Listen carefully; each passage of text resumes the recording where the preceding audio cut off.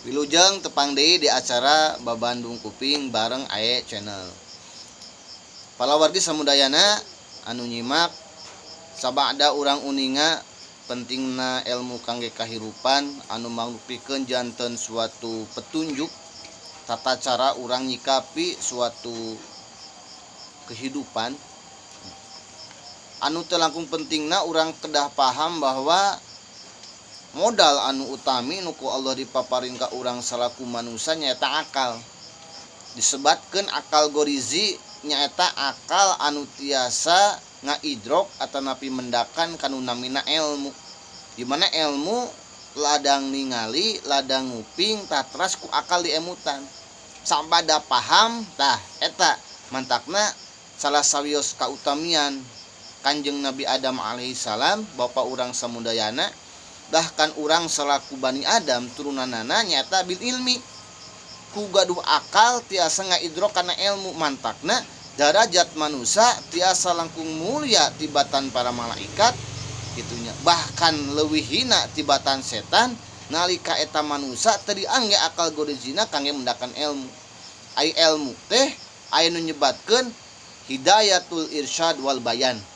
ya, sapada urang gaduh akal anu sampurna aya hidayah nu kadua hidayatul irsyad wal bayan ayana petunjuk sareng penjelasan nyaeta ladang urang nguping jeung urang naon ningali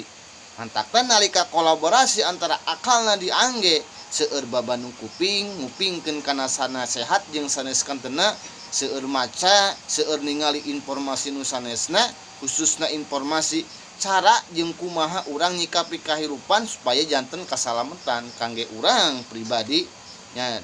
atanapi kangge naon bermasyarakat. Mantakna wihan deui ilmu teh hal nu penting. Di mana ilmu tiasa kaidrok kapendak kudu namina akal gorizi. Hakikatna manusia anu sampurna akalna tangtos senantiasa bakal kadorong ingin tauna aya hoyong terang nya diibaratkeun urang ningali hiji bumi mendakan hiji bumi anu nya gedong sigrong bahri dilebetna seueur fasilitasna kitu nya seueur tuangeun seueur leueuteunana pasti jalmi anu normal ningali teh sanes dengan ukur oh ieu rumahna mewah oh ieu fasilitasna super lengkap oh tuanganana raos sadayana minumanana aya anu paling hiji diemut lamun akalna diangge pertarosanana pasti ieu bumi teh anu saha dengan ukur mengkagumi bumina sae rumahna sae atanapi tuangeunna nikmat jeung henteuna tapi diemutan nu pangheulana teh ieu bumi teh anu saha jeung urang kudu kumaha ieu sikapna nalika lebet ka eta bumi tah nya kitu deui urang hirup di alam dunia teh nya urang ge diciptakeun ku saha sareng urang ge nyicingan fasilitas teh ti saha tah mantak urang kedah naon kuninga dina surah Muhammad ayat ke-18 Allah parantos kemutan fa'lam annahu la ilaha illallah anjeun kudu paham heula ka saha ka Allah kitunya mantakna insyaallah kapayuna nya ilmu anu pangheulna ku urang kudu dipahami nya kedah paham saha nu nyiptakeun urang saha nu nyiptakeun alam dunia jeung eusina intina masadaya makhluk mantakna kapayuna bakal dibahas man arafa nafsah faqad arafa rabbah saha jalmi anu paham kana dirina kitu nya cacaketanana kitu nya bakal paham karobna kadzat anu nyiptakeunana. Mudah-mudahan urang samudayana senantiasa berupaya memahami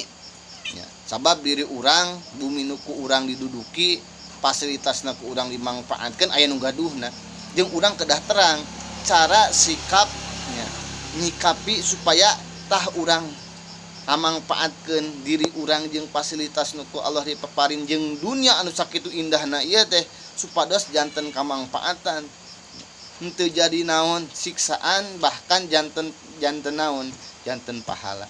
Sakitu wae mudah-mudahan agem manfaatna bil khusus kasim kuring nu nyariosna wallahu alam. Assalamualaikum warahmatullahi wabarakatuh.